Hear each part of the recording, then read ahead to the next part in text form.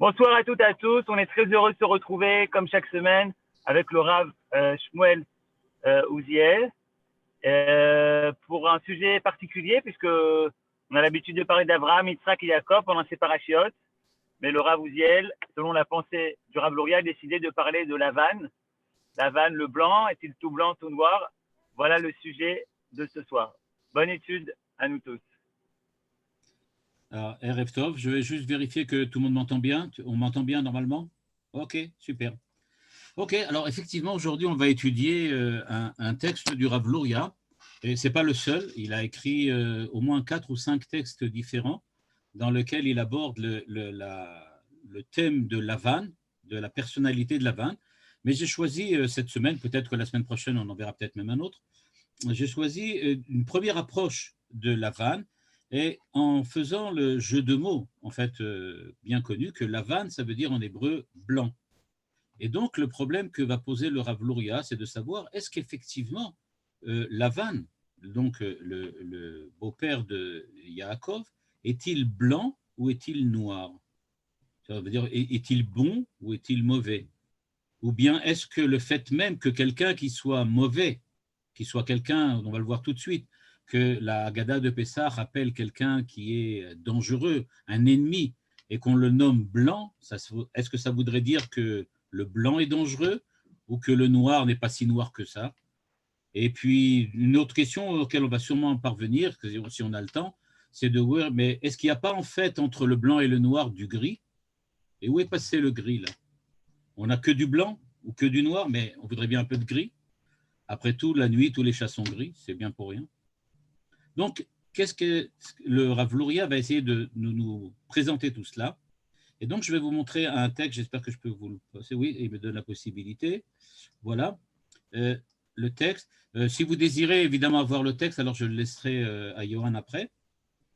Et donc, le texte du Rav Luria, comment j'ai évidemment enlevé une partie des textes, je les ai enlevés évidemment pour pouvoir le présenter en 1 heure seulement, parce que c'est un texte qui est relativement long. Et donc, la première question ou la première idée que le Rav Luria nous propose est donc d'essayer de comprendre qu'est-ce que c'est que la vanne. Et il nous dit qu'il y a en fait 2 directions de pensée bien différentes sur qui est la vanne. La première direction, c'est celle que nous connaissons tous, à savoir la Haggadah de Pessah. La Haggadah de Pessah nous dit Arami Oved Avi. On nous raconte que Yaakov est parti chez Lavan et on explique que Arami Oved Avi. Il y avait un araméen qui a essayé de faire disparaître, qui a essayé de perdre Avi, mon père, notre père. C'est-à-dire que Lavan est présenté comme l'ennemi absolu, même plus que le pharaon, d'Israël. Il est celui qui a essayé d'exterminer complètement, d'enlever complètement ce qui fait la particularité, ce qui fait la spécificité d'Israël. Il a remis en cause et en question l'existence même d'Israël. Avant même de continuer, je voudrais faire une toute petite parenthèse, parce que les habitudes sont peut-être des choses importantes. Quand on a l'habitude de quelque chose, au moins c'est quelque chose qu'on a acquis, et tous les psychologues vous le diront, mais il y a aussi autre chose qui est important, c'est de faire attention. Et si on regarde la phrase « Arami Oved Avi », ça ne veut pas du tout dire qu'on parle de la vanne. Je ne dis pas que la Haggadah de Pessah ne le dit pas, la Haggadah de Pessah le dit, mais je reprends le verset lui-même. Arami Oved Avi. Il faut le lire de la manière suivante.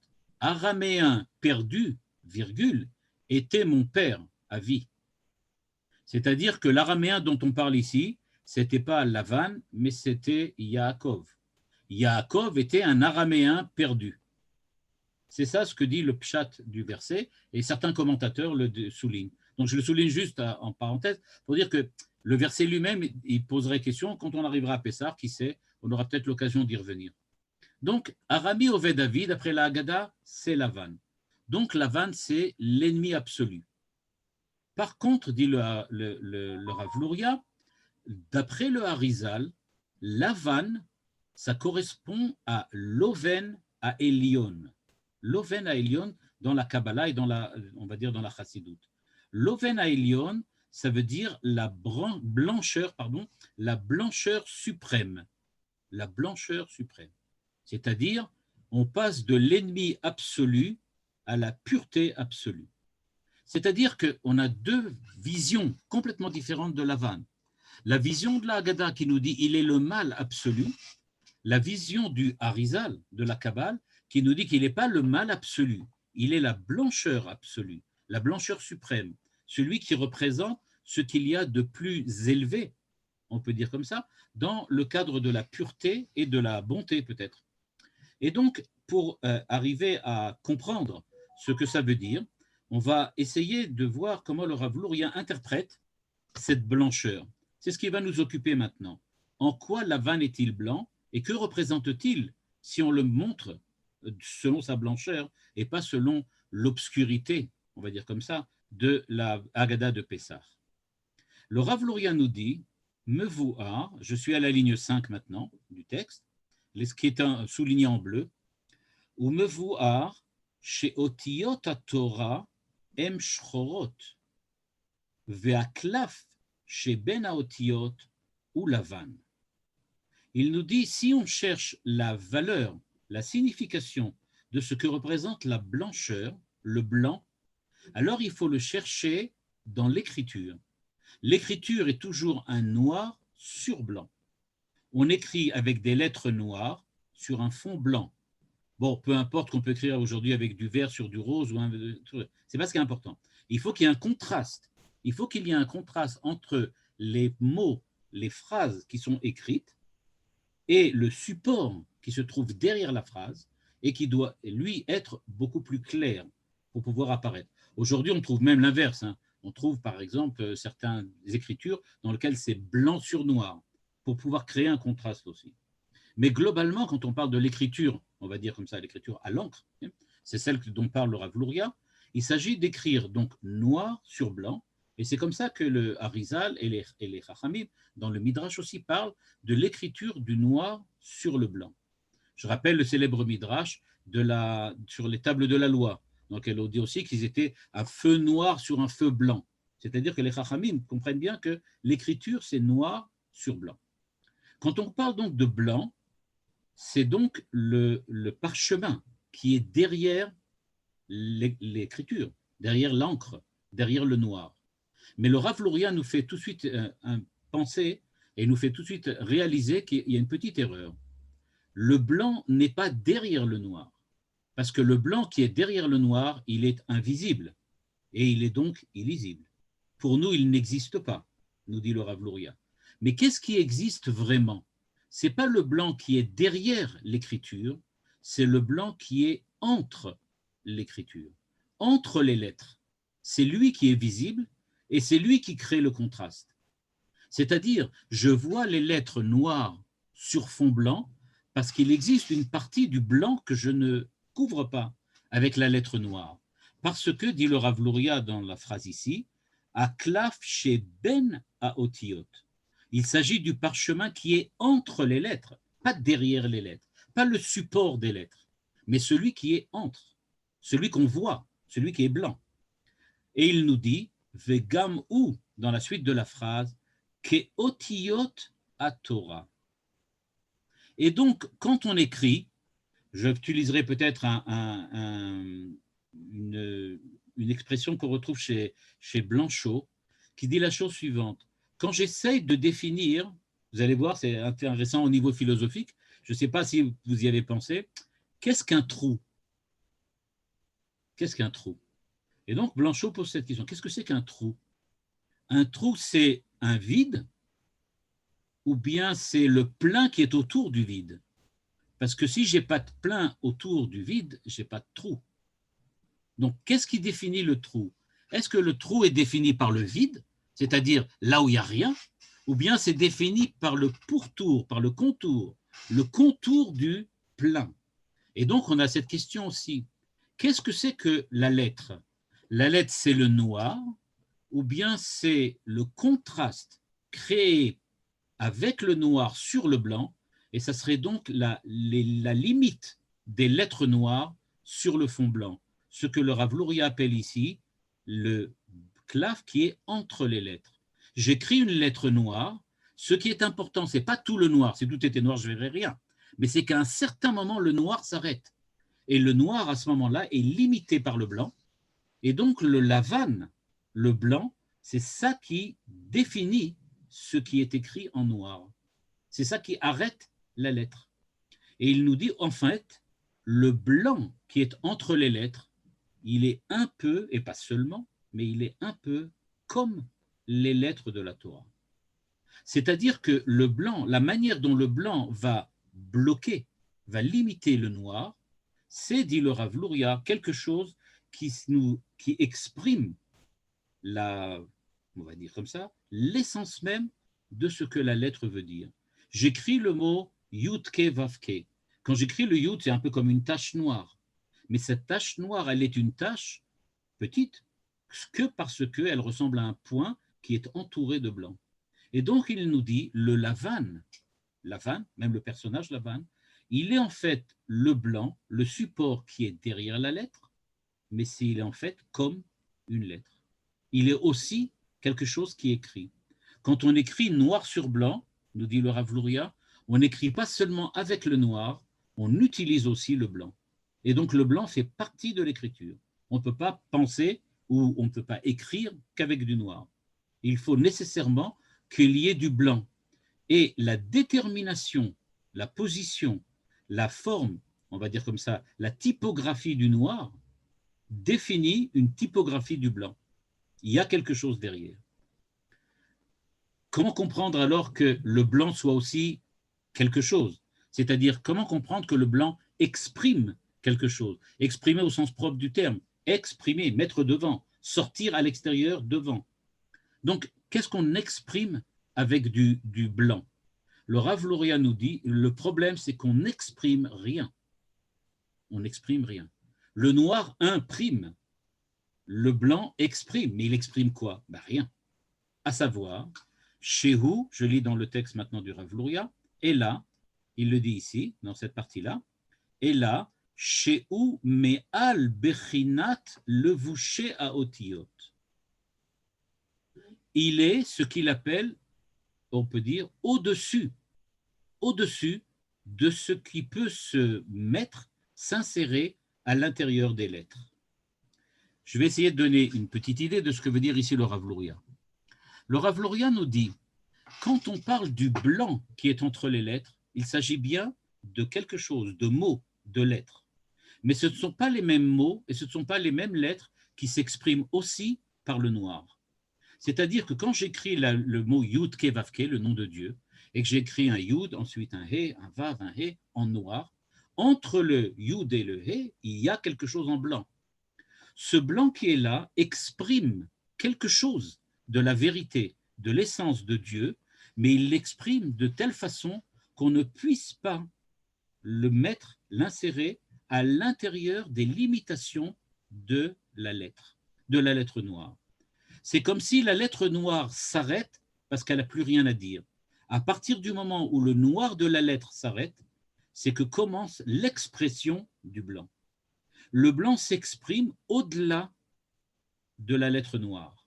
Quand on écrit, dit-il le Rav Luria, en noir, c'est qu'on veut dire qu'il y a une continuation du blanc qui n'est plus dans le noir. Le noir s'arrête à un moment, parce qu'il ne peut pas en dire plus, ce qu'il appelle ici le vouché à otiyot, le revêtement des lettres. Les lettres revêtissent quelque chose, elles disent, les lettres disent quelque chose, mais elles sont limitées.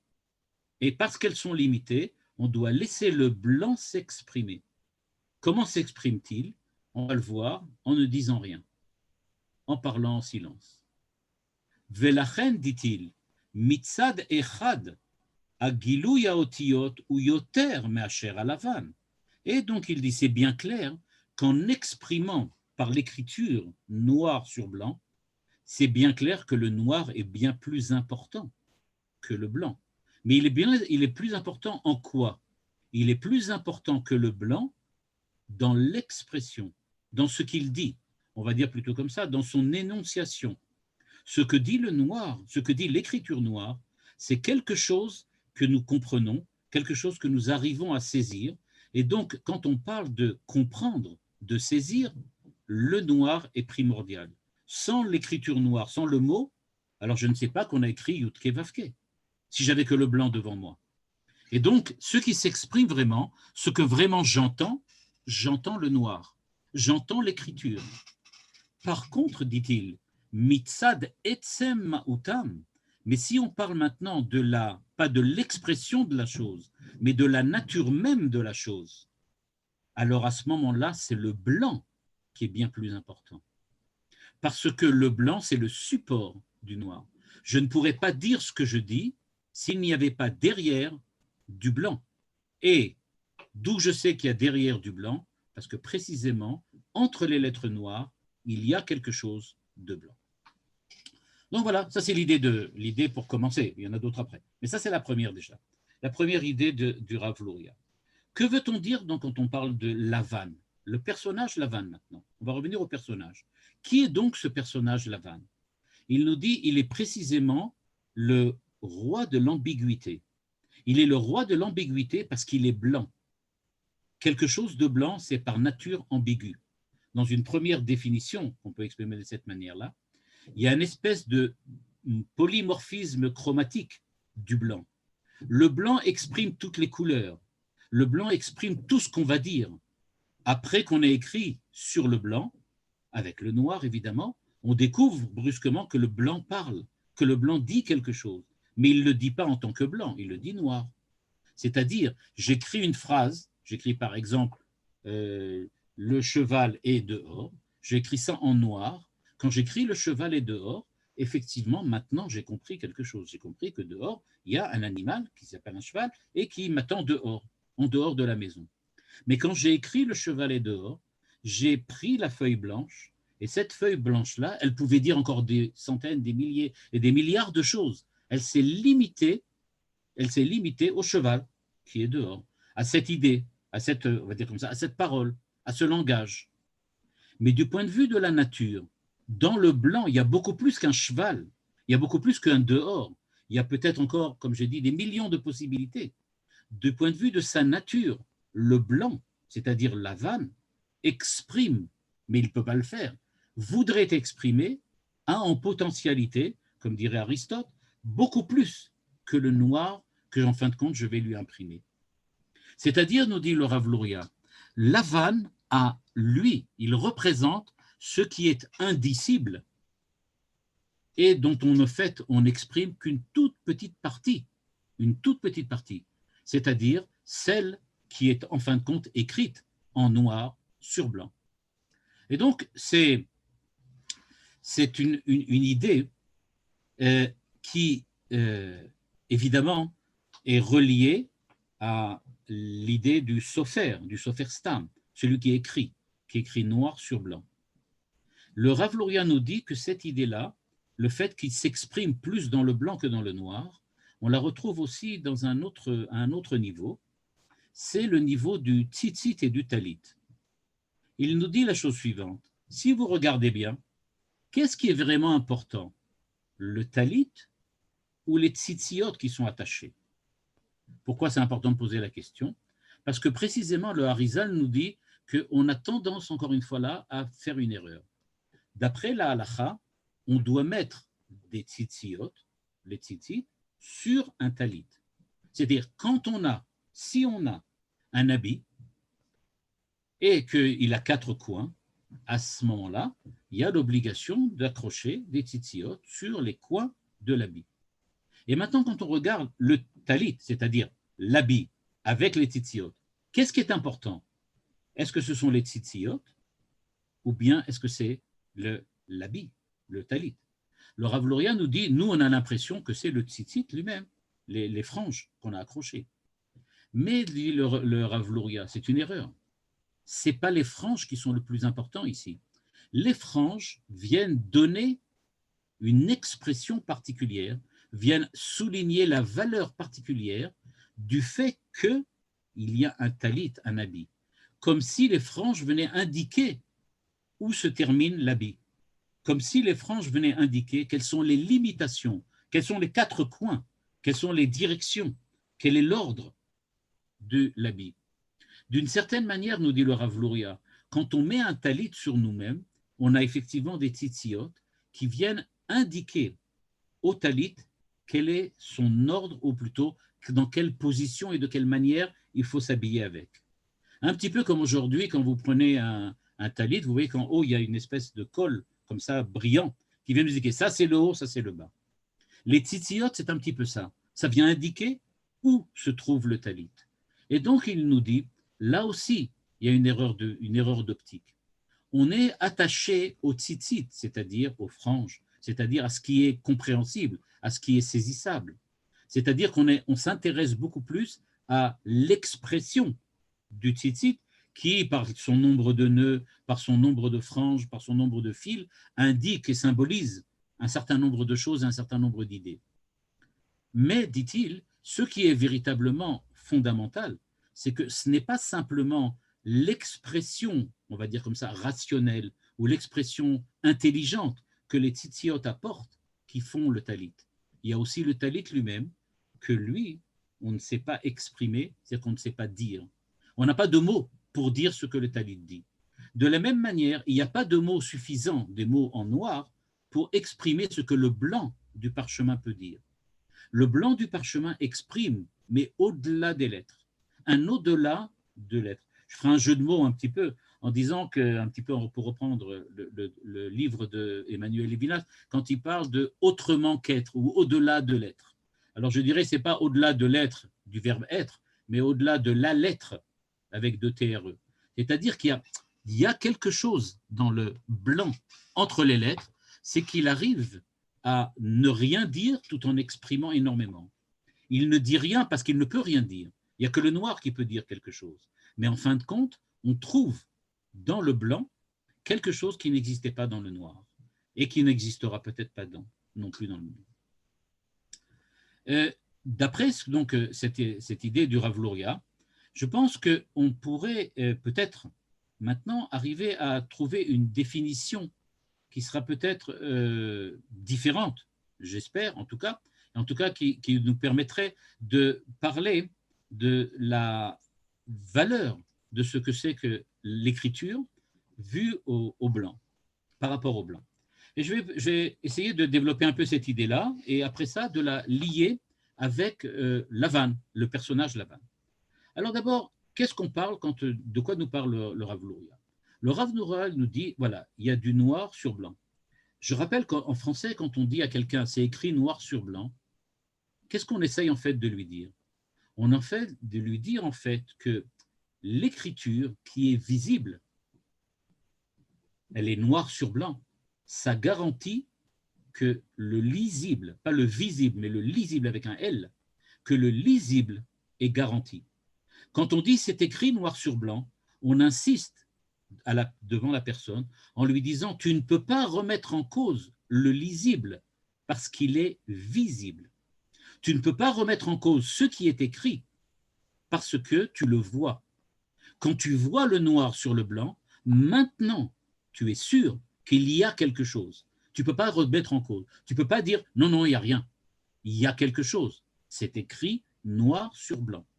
Le lisible, ce que tu lis, ce que tu comprends, ce que tu saisis, trouve une espèce de garantie dans le fait qu'il est exprimé par le contraste entre le noir et le blanc. Peu importe, encore une fois, je dis si c'est noir ou blanc ou rose ou n'importe quoi. Ce qui est véritablement la valeur du noir et du blanc ici, c'est le fait qu'il faut toujours une écriture foncée en noir pour que, et derrière ce blanc, ce noir, et entre le noir, il faut du blanc, parce que la vérité que j'énonce avec le noir a besoin d'être vue grâce au blanc. Ce que nous dit le Rav Luria, c'est que vous croyez que la Torah de Yaakov est visible, et c'est la seule et l'unique Torah, peut-être, mais sachez qu'on ne comprend, on ne saisit la Torah noire, donc écrite de Yaakov, que parce qu'elle est lisible sur le support, sur l'arrière-plan, sur le fond de la vanne. Sans la vanne qui pouvait, on va le voir tout de suite, exprimer plus encore que Yaakov, on ne pourrait pas arriver à découvrir, à lire, à discerner ce que Yaakov a dit. C'est grâce à Lavan qu'on va pouvoir enfin saisir véritablement la valeur de ce que Yaakov a dit. Parce que dans l'écriture, le visible, en fait, il disparaît dans le lisible, c'est-à-dire dans la signification.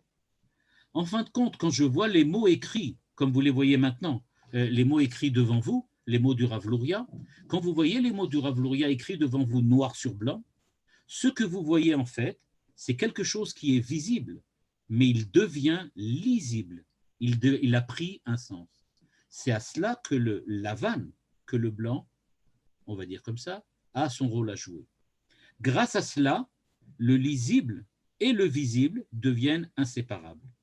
On transforme et on voit le noir, l'écriture, les mots, les termes, on les voit et on les comprend au même moment où ils deviennent visibles. Et ils ne deviennent visibles que parce que derrière tout ça, il y a le blanc, il y a la vanne. Et donc, on arrête de lire, on va dire comme ça, je me suis mal exprimé, on arrête de regarder le texte, mais on le lit. C'est ça ce que fait le blanc. C'est-à-dire que la vanne opère, nous dit le Rav Luria, une véritable transmutation entre le visible et le lisible, entre ce qui nous apparaît, en ce que nous, on va dire comme ça, nous saisissons par les sens, par la vue, et le fait que nous le transformons en un message qui a un sens et qui a une signification. Le blanc qui est la vanne, c'est celui qui nous permet de faire donc le passage entre ce qui est dessiné sur le parchemin, ce qui est dessiné, et le fait que ça devient une phrase qui a un sens, c'est-à-dire que ça devient quelque chose qui a une signification, quelque chose qui est un langage. Et donc, de ce point de vue-là, nous dit le Rav Luria, il faut comprendre quelle est la valeur énorme qu'a Lavan par rapport à Yaakov. Yaakov, c'est le contenu de la Torah. Mais comment fait-on pour voir que la Torah, c'est de la Torah? Comment fait-on pour lire la Torah comme on lit un texte de Torah et pas comme on voit simplement un tableau d'un maître dans un musée? Si je regarde le texte comme simplement une œuvre d'art, quelqu'un a écrit, il a une belle écriture, c'est beau, mais je n'ai pas besoin de voir un texte, je n'ai pas besoin de lire un texte, c'est simplement du graphisme, du dessin. C'est quelque chose qui est comme une typographie. Et donc, cette typographie, ce n'est pas de la lecture, ce n'est pas du Yaakov. Grâce à Lavan, grâce à ce que Lavan a fait, Yaakov est devenu brusquement significatif. Il est devenu compréhensible. Enfin, l'homme a pu accéder au message de Yaakov, au message de la Torah, à l'écriture de la Torah, parce que Lavan était là pour créer, on va dire comme ça, la transformation, la transfiguration du dessin, ou plus simplement des mots, des termes, on va dire comme ça, des syllabes dans ce que dit de Saussure, on dirait des phonèmes en mots. Ça devient véritablement des mots, c'est-à-dire ça devient du langage. On a donc, nous dit le Rav Luria, quelque chose d'exceptionnel. On a devant nous l'Oven à Elion. On a la blancheur suprême, le blanc suprême. C'est parce que il y a du blanc, un blanc suprême comme ça, qu'il peut véritablement se dessiner une écriture, c'est-à-dire il peut apparaître et transparaître un message. Il donne un autre exemple pour qu'on comprenne maintenant de quoi il s'agit. Qu'est-ce que c'est que ce message alors? Et comment agit Lavan? On comprend maintenant l'équation du Rav Luria. L'équation, elle est simple. Le Rav Luria nous dit, on fait le passage entre le dessin et l'écriture, entre du noir qui est du noir et une lettre qui a un sens. Avant de lire le terme, oui, ce sont des morphèmes pour quelqu'un qui a dit, oui, d'accord.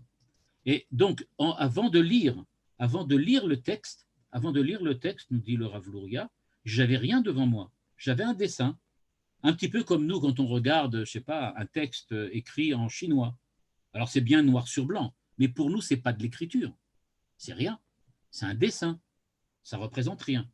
Qui est-ce qui nous fait comprendre que devant nous, il y a de l'écriture?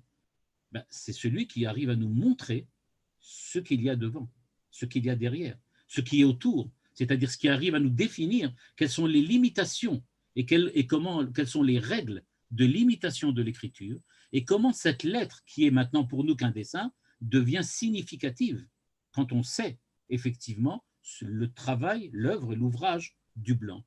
Le blanc, c'est donc celui qui vient définir la manière dont la lettre est expressive, dont la lettre n'est plus simplement un dessin, mais elle devient, comme on dit en français, les lettres, les arts et les lettres, c'est-à-dire quelque chose qui correspond à une dimension culturelle et pas simplement à une dimension artistique. Le Rav Luria nous dit, pour essayer de comprendre cela, qu'on peut regarder ce qui se passe Shabbat. Il nous dit la chose suivante, regardez, il nous dit « Mouvan », ici je suis à la ligne 10, « Shalayla shel Shabbat ineged haotiyot ». Shabbat, il y a deux grands moments. Il y a la veille de Shabbat, c'est-à-dire quand le Shabbat commence à la veille. Donc nous commençons le vendredi soir avec le Shabbat. Et donc il dit, il y a la veille du Shabbat, et c'est ce qu'on appelle les lettres. C'est ce qu'on appelle la lettre. Il dit, Ubeze, et il nous dit, Yesh asaga mishum she'em mamshichim orot Torah, me'ota bchina sheyesh ba asaga shel haotiyot. C'est-à-dire que dans attendez, je vais essayer d'effacer ça là, parce qu'il y a quelqu'un qui s'amuse à dessiner. Je ne sais pas qui. Pardon. Je crois qu'il y a quelque chose qui doit faire ça là. Voilà. Bon, j'espère que la personne va s'arrêter, c'est pas très amusant. Il nous dit une équation, on ne sait pas d'où ça vient du Harizal. Il nous dit il y a en fait quelque chose qui est que la veille est considérée comme les lettres, alors que le matin, la Seouda du matin, c'est considéré comme or lavan. Et il utilise l'expression suivante. Il nous dit, il y a dans d'ici, il y a dans la truc, il nous dit, hem or à Torah she'en lahem otiyot. Il y a la lumière de la Torah, et la lumière de la Torah, elle n'a pas de lettres. Elle n'a pas de lettres. Il y a la Torah qui s'exprime par des lettres, et il y a la Torah qui s'exprime sans lettres, sans mots. Et il nous dit, qu'est-ce que ça veut dire? Hem bibrinat asaga velo bibrinat havana. Vehem sodot haTorah shenemarim belachash mishum she'en beze otiyot shel dibur rak ke'en mesirat milev lelev. À savoir, je traduis, c'est une phrase très importante. Il nous dit que les lettres en blanc, le blanc qui est entre les lettres, ce ne sont pas des lettres, elles sont ce qu'on appelle une saisie directe, une intuition. Asaga, dans le sens de intuition. J'ai tout de suite compris. Je n'ai pas fait de raisonnement, je n'ai pas de mots, je n'ai pas de phrases, je n'ai pas de démonstration logique. Je ne sais pas comment j'y suis arrivé, mais directement, j'ai eu l'intuition de la chose. J'ai tout de suite compris. Il dit, ça, c'est ce qu'on appelle la lettre blanche. Par contre, il dit, la lettre noire, la normale, celle qu'on connaît, elle est havana, c'est compréhension. C'est-à-dire, il y a eu un processus de fermentation, on va dire comme ça, de fermentation. Les choses ont petit à petit fermenté, petit à petit se sont décantées, et petit à petit, j'ai réussi à comprendre la chose. Par contre, l'intuition, elle est directe, c'est asaga. Et il dit, c'est la différence entre ce qu'on appelle Sodot HaTorah, les mystères de la Torah, que l'on ne dit pas à voix haute, mais que l'on dit belachash, c'est-à-dire à voix basse, en murmurant. Pourquoi?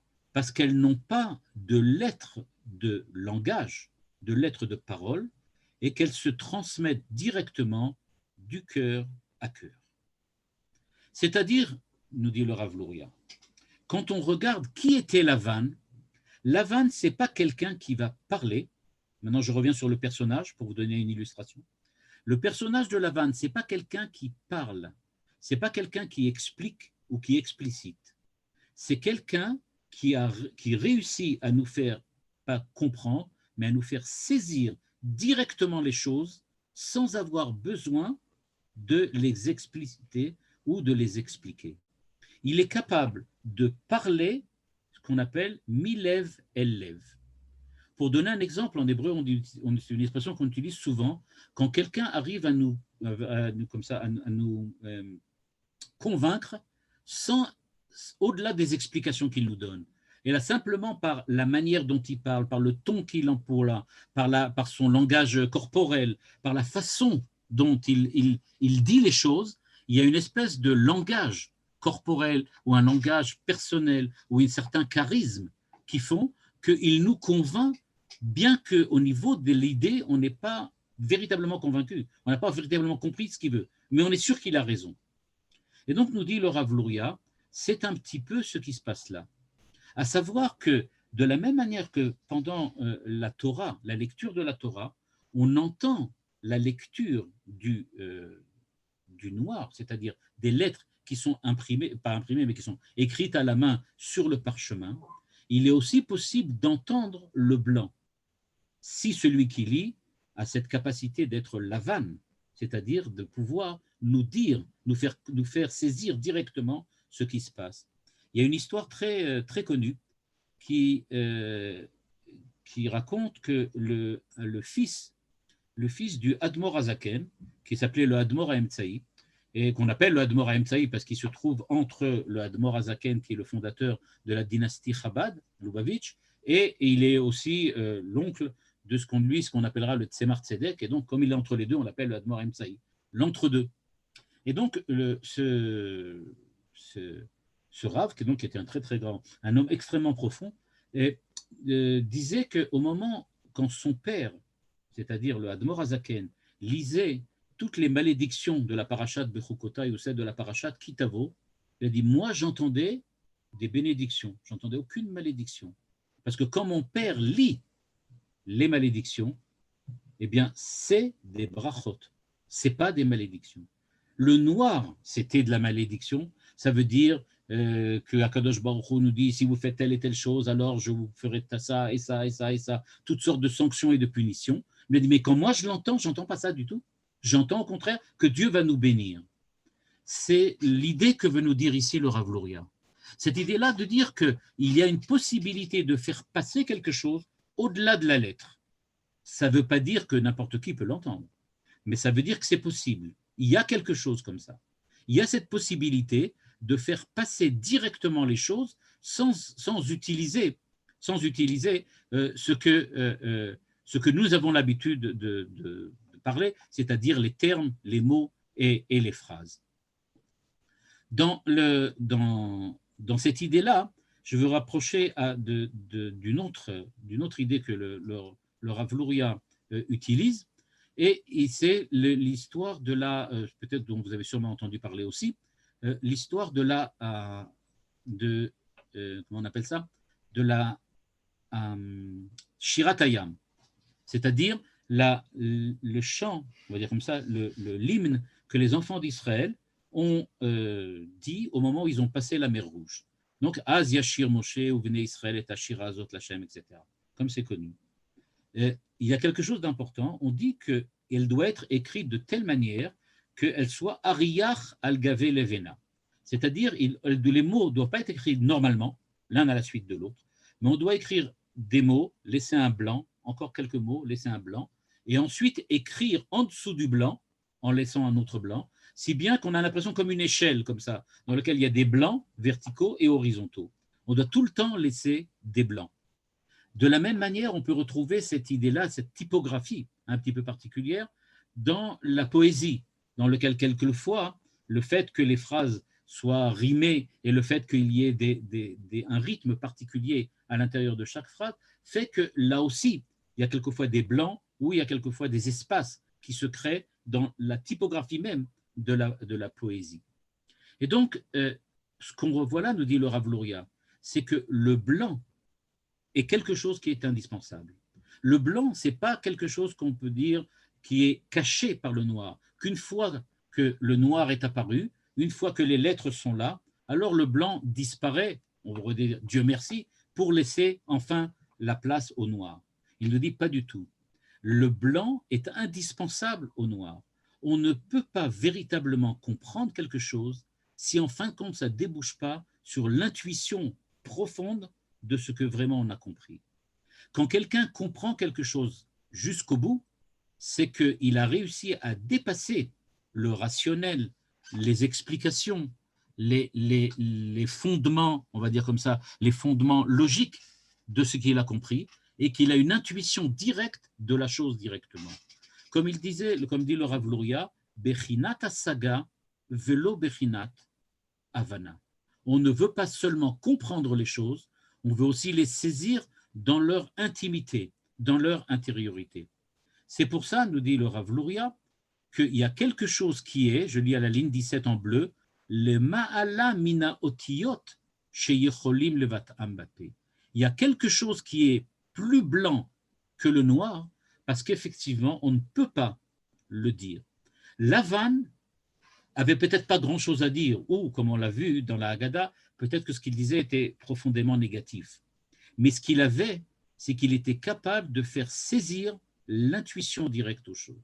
Il était capable de donner la possibilité à celui qui l'écoutait d'avoir une entrée directe dans l'essence même de ce qu'il voulait dire, indépendamment des mots qu'il a pu utiliser. Le Rav Luria nous dit, ça va nous permettre de comprendre maintenant qu'est-ce qui s'est passé avec, évidemment, Lavan, Rachel et Léa.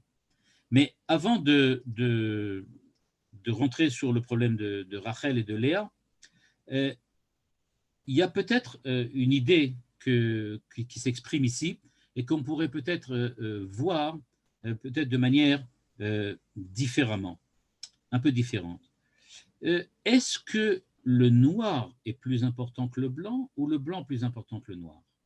C'est-à-dire, au fond, est-ce que dans, par exemple, la poésie, les mots que l'on dit, est-ce qu'ils ne sont pas simplement des clés qui ouvrent des portes sur ce qui n'est pas dit? Quand on écoute le chant, le rythme, l'hymne de la poésie, quand on écoute « Ô temps, suspend ton vol et vous approprie, suspendez votre cours », quand on écoute donc Lamartine, quand on écoute donc ces termes-là, le rythme, le sens particulier des mots, mais aussi la façon dont ils sont exprimés, on va dire comme ça, la manière dont ils agissent les uns sur les autres grâce à la rythmique particulière de la poésie, est-ce que ce n'est pas une victoire du blanc sur le noir? C'est-à-dire, est-ce qu'il n'y a pas en fait dans la poésie cette référence à ce qui ne peut pas être dit qui précisément fait l'essentiel du dit? Le dit de la poésie ne serait-il pas, comme dit le Rav Luria, l'essentiel du dit de la poésie ne serait pas dans les mots du poème, mais dans ce que les mots ne disent pas, mais simplement ce que les mots semblent indiquer, comme une clé qui ouvrirait une porte. Est-ce qu'il n'y aurait donc pas une victoire du blanc sur le noir et du silence sur la parole? Au fond, il faudrait peut-être ne rien dire pour vraiment tout dire. Et dans la poésie, peut-être qu'on retrouve un peu cette idée-là. Est-ce que ce n'est pas un peu ce que nous dit ici le Rav Luria? Quand le Rav Luria nous dit, écoutez bien, dans la Torah que vous étudiez, dans la Halacha, dans les mitzvot, il y a beaucoup de choses qui sont dites, énormément de choses qui sont dites. Mais en fin de compte, est-ce que parfois on ne rate pas le non-dit qui est essentiel et qui est celui qu'on devrait précisément entendre? Il y aurait peut-être un non-dit qui n'est pas non-dit parce qu'il est impossible de le dire ou parce qu'il est interdit de le dire, mais tout simplement parce que la seule manière de le dire, c'est de le taire en parlant d'autre chose. En écrivant en noir sur du blanc, ce que l'on fait, on semble dire que le blanc a tellement de choses à dire qu'on vous cache une partie du blanc avec du noir pour vous dire, regardez bien, c'est pas tout, il y a encore autre chose. Le noir n'est qu'une espèce de lunette, une espèce comme une lunette dans laquelle on regarde de loin, comme des jumelles, on va dire comme ça, comme des jumelles à travers lequel on voit ce qui est au loin, ce qui est insaisissable. Je ne peux pas saisir le blanc, alors je regarde dans les jumelles du noir et ce que je vois derrière, c'est le blanc. Mais c'est ça que j'attends. Le Loven Haïlion du Harizal, qui parle de Lavan, c'est ça ce que Yaakov est parti chercher là-bas. Il est parti chercher chez Lavan comment faire pour voir l'au-delà de la lettre. Il a étudié longuement chez Shem, chez Ever, il a étudié dans la yeshivot là-bas. Et donc, il avait très certainement énormément de choses à dire. Mais ce qu'il voulait, c'est aller chez Lavan pour arriver à saisir ce qui était l'insaisissable. Et d'un certain point de vue, on peut dire que le vrai problème de notre, on va dire comme ça, de notre manière d'être, c'est souvent que nous n'arrivons pas à lier l'espace et le temps. On n'arrive pas à lier l'espace et le temps. Pourquoi on n'arrive pas à lier l'espace et le temps? Parce qu'on n'est jamais au bon moment là où il faut, et que très souvent on est là où on est alors qu'on devrait être ailleurs à ce moment-là. Et donc, comment arriver à lier les deux entre eux? Eh bien, nous dirait le Rav Luria, l'espace c'est l'écriture, c'est le noir. Derrière l'espace, il y a le blanc. Là se situe le temps. Derrière le noir, il y a du temps. C'est-à-dire, il y a une parole infinie, la parole infinie de Dieu. Cette parole infinie de Dieu, elle est véritablement ce que Dieu attend que nous comprenions. Mais il est bien clair qu'on ne le comprendra pas par les lettres, on ne le comprendra pas par ces bribes, par ces débris, des épaves qui flottent un petit peu sur le blanc. Imaginez l'image, en fin de compte, que l'écriture ne serait en fait que des débris qui flottent sur l'océan du blanc, c'est-à-dire quelque chose qui ne représente pas vraiment la mer et la profondeur de la mer. Et donc, l'espace, en fait, n'est qu'un support, Mais derrière tout ça, il y a la véritable parole. Et c'est celle-là qu'on essaye véritablement de saisir.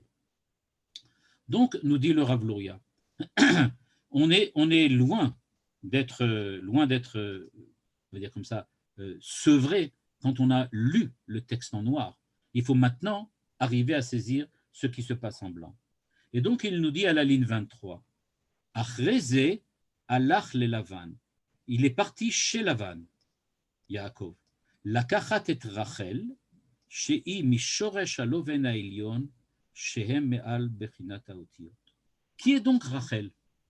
Ce qu'il a ramené de chez Lavan, ce n'est pas Lavan lui-même. On sait que Lavan, ce n'est pas facile. Lavan, c'est quelqu'un de compliqué. On a vu, il est d'après la Haggadah Shel Pessah, quelqu'un de négatif. Mais il a pris de chez lui Rachel. Et donc, c'est ce que dit le Rav Luria, Yitzhak à son fils, Kach lecha isha mi benot Lavan. Prends une femme qui est, elle, déjà accoutumée à la blancheur. C'est-à-dire, il est possible de voir, comme j'ai dit, par les jumelles du noir, du blanc derrière. On peut voir au loin grâce à cela. Mais, attention, on voit ça, mais il faut savoir comment le faire. Ce qui lui a montré comment faire, c'est Rachel. C'est pour ça, nous dit le Rav Luria à la ligne 25, la reine ba lakachat et Rachel, chez Shorsha mi à Lavan, aval Léa shayechet lebrinat et haotiyot, velachen lo ratza et Léa. La différence entre Rachel et Léa, c'est précisément là.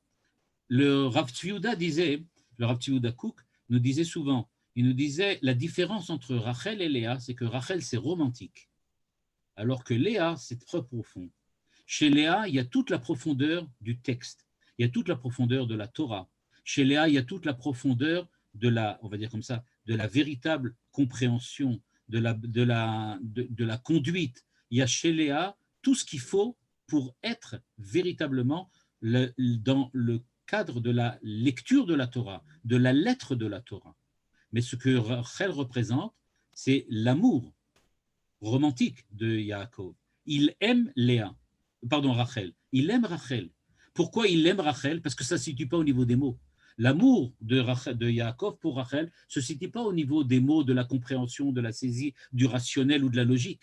Il s'agit de quelque chose de véritablement profond qui, on va dire comme ça, englobe tout son être. Son amour pour Rachel est absolu. Il n'y a rien qui peut être remis en cause dedans. Et donc, c'est pour cela qu'elle est effectivement en rapport avec Lavan.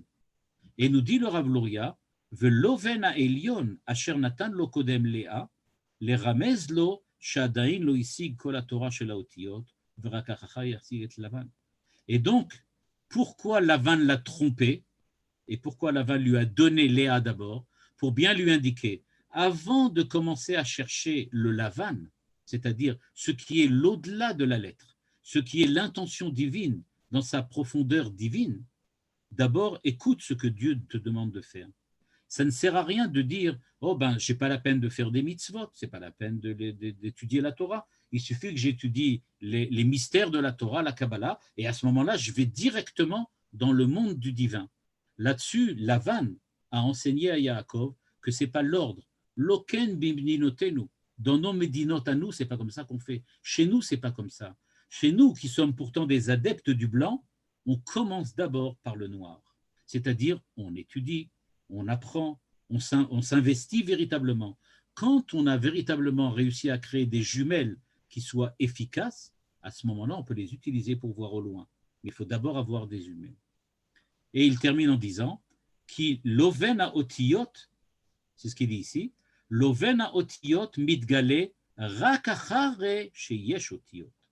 À quel moment je vois ce que le blanc définit, à l'inverse de ce qu'on a dit jusqu'à présent, où on a dit que c'est le blanc qui délimite le noir. Maintenant, en fin de compte, on peut regarder ça d'une manière dialectique dans l'autre sens. C'est le noir qui définit maintenant et qui délimite jusqu'à où va le blanc. C'est-à-dire que tant que tu n'as pas de noir, tu ne peux pas non plus découvrir le blanc. C'est pour ça qu'il faut d'abord étudier la Torah chez Birtav, c'est-à-dire la Torah, les mitzvot, etc., les accomplir, et de là, tu peux arriver à la Torah chez Béal Pé, c'est-à-dire au Chidushim, à ce qui fait les Sodot à Torah, c'est-à-dire les mystères de la Torah, ce que Dieu véritablement a voulu donner à l'homme, mais qu'il lui a d'abord demandé de faire tout le travail du noir, c'est-à-dire tout le travail de l'écriture. De toutes les façons, il faut quand même qu'on termine en remettant en place la Haggadah de Pessah. Ok, on a compris qui est Lavan, on va dire comme ça, quelle Torah il représente, et c'est pas pour rien que Yitzhak l'envoie là-bas. Yitzhak lui dit, tu vas aller là-bas, c'est vraiment important. C'est de là-bas que tu vas pouvoir véritablement comprendre qu'au-delà de la lettre, il y a aussi l'esprit. Il y a ce qui est au-delà de l'esprit, de la lettre. Il dit, oui, d'accord, mais quand même, on sait que la Haggadah de Pessah nous dit que Lavan est quelqu'un de fondamentalement mauvais, de fondamentalement négatif. Et bien, c'est ce que nous dit ici le Rav Luria, quand il nous dit maintenant Ve'u aya mibchinat ara anikret Lavan. Il y a aussi cette modalité-là, il y a aussi cette dimension chez Lavan. Il est aussi le mal qu'on appelle blanc, Lavan. Pourquoi? Que Moshe yesh bagdusha, kach yesh bara adam beliyal, ze leumat ze asa elokim. Vegam sham yesh ra shel searot veshel lavnunit. Il se trouve qu'il existe un mal du blanc. Qu'est-ce que c'est que le mal du blanc? C'est quand le blanc ne veut pas se laisser circonscrire par l'écriture en noir. Quand le blanc veut rester absolument blanc. Quand le blanc dit, en fin de compte, si c'est moi qui donne l'arrière-plan, l'arrière-fond de l'écriture, pourquoi de l'écriture? Il n'y a qu'à laisser que du blanc. Il suffit du blanc et à ce moment-là, on n'a plus rien besoin. C'est cela le mal et ce que disait la Haggadah de Pessah quand elle dit que Lavan a voulu absolument tout effacer. Il voulait absolument tout effacer. C'est-à-dire qu'il ne voulait pas d'écriture. Il voulait seulement du blanc. Puisque l'essentiel se trouve au-delà de la lettre, on n'a donc pas besoin de la lettre. C'est pour cela, nous dit le Rav Luria, que Bémet, Lavan bikesh la akor et akol. Lavan a voulu tout enlever, tout effacer. Il voulait une plage blanche. Un petit peu, on va dire de cette manière-là, un petit peu comme on le voit dans le cadre de ceux qui, à force d'être rentrés dans le Pardès, ils sont devenus complètement fous, ils sont rentrés dans le Pardès de Dieu et ils ont perdu complètement pied et complètement, on va dire, prise sur le réel. Ils ont donc perdu toute notion de réalité. De la même manière, Lavan, de son point de vue, il est tellement blanc, il insiste tellement sur cet aspect de l'au-delà de la lettre, ou comme je disais avec le jeu de mots de Lévinas, qui est en fait au-delà et autrement qu'être, eh bien cet autrement qu'être, cet autrement que de la lettre qu'avait voulu faire Lavan, c'est précisément ce qui a amené à sa perte et ce qui a prouvé qu'il faut revenir à des choses plus concrètes. Je voudrais juste rajouter un tout petit mot, simplement, je ne peux pas m'en empêcher, pour dire que ce n'est pas pour rien que quand Yaakov et Lavan font un accord, ils déposent une pierre, et sur cette pierre, ils disent, voilà, cette pierre va limiter où tu es et où je suis.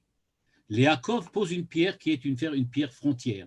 Et il dit, il doit nécessairement avoir une frontière entre toi et moi. On ne peut pas laisser le blanc et le noir se mélanger, quitte à faire disparaître entièrement le noir. Il faut nécessairement une frontière entre nous. Et c'est pour ça que Lavan, qui poursuit Yaakov, il lui dit, mais je ne comprends pas, pourquoi tu ne restes pas chez moi? Sous-entendu, je vais t'avaler, je vais complètement t'englober. Réponse de Yaakov, non, il faut qu'il y ait une frontière et une limite.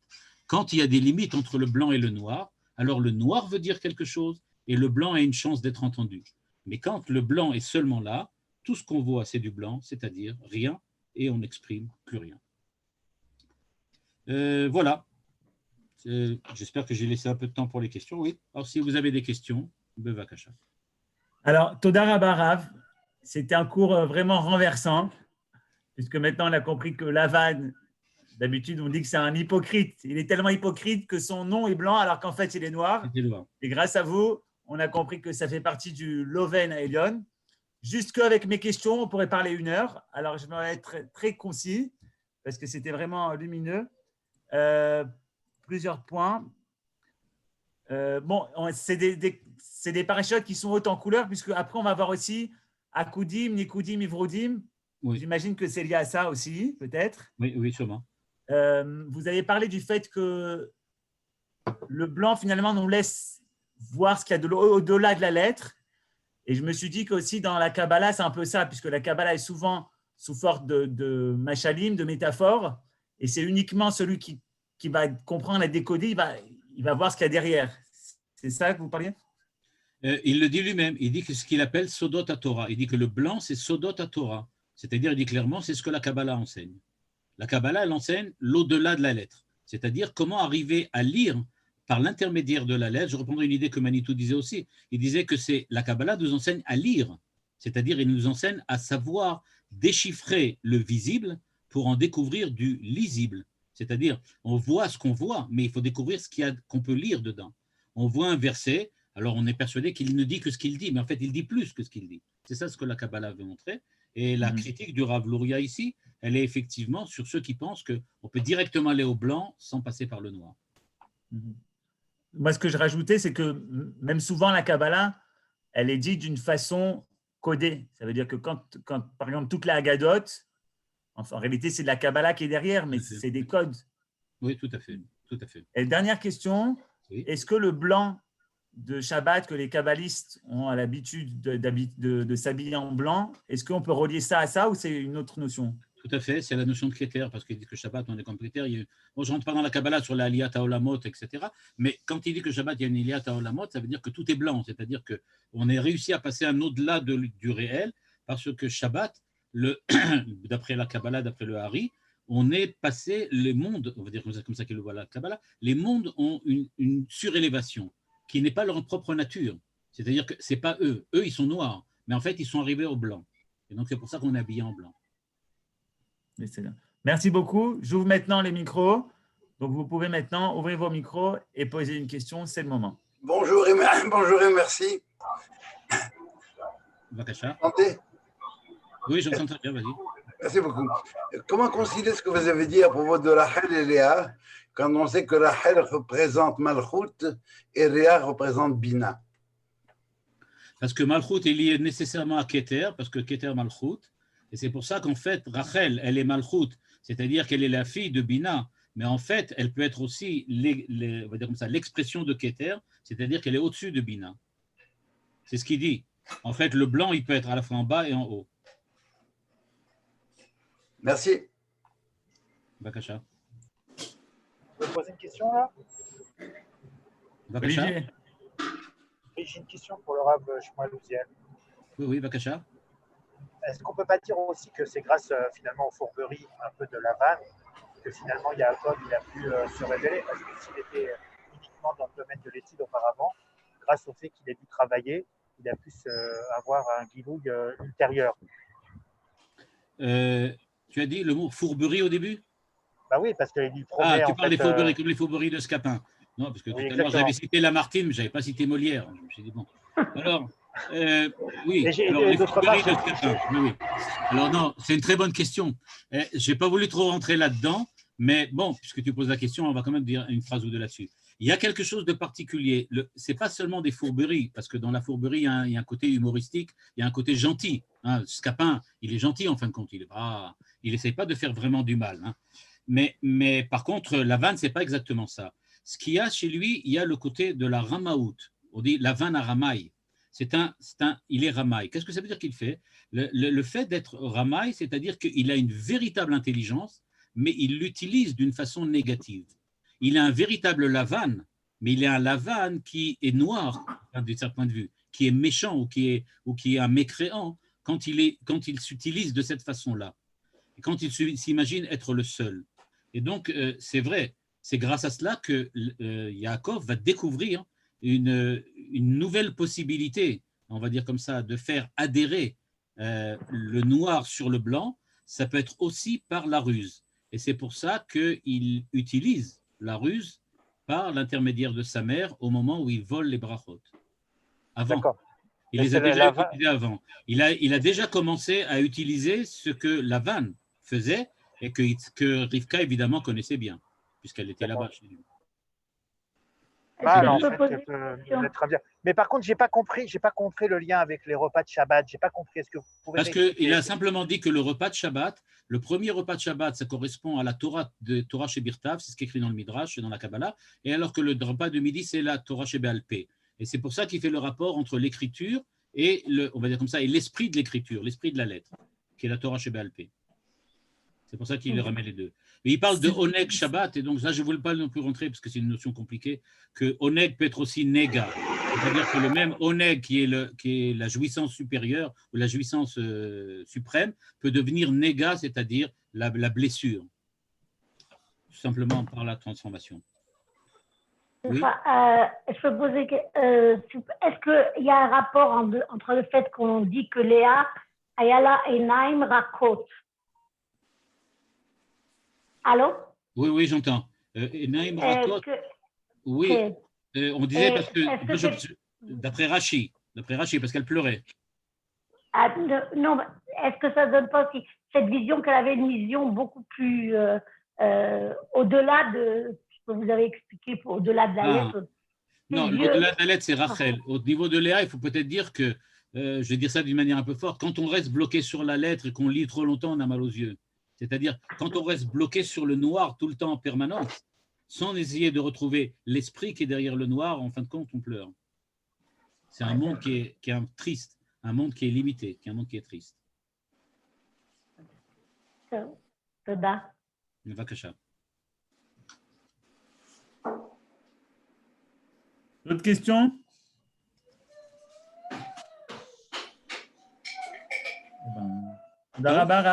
Allô, Davar, chez Lachem, Shabbat Shalom. Shabbat Shalom.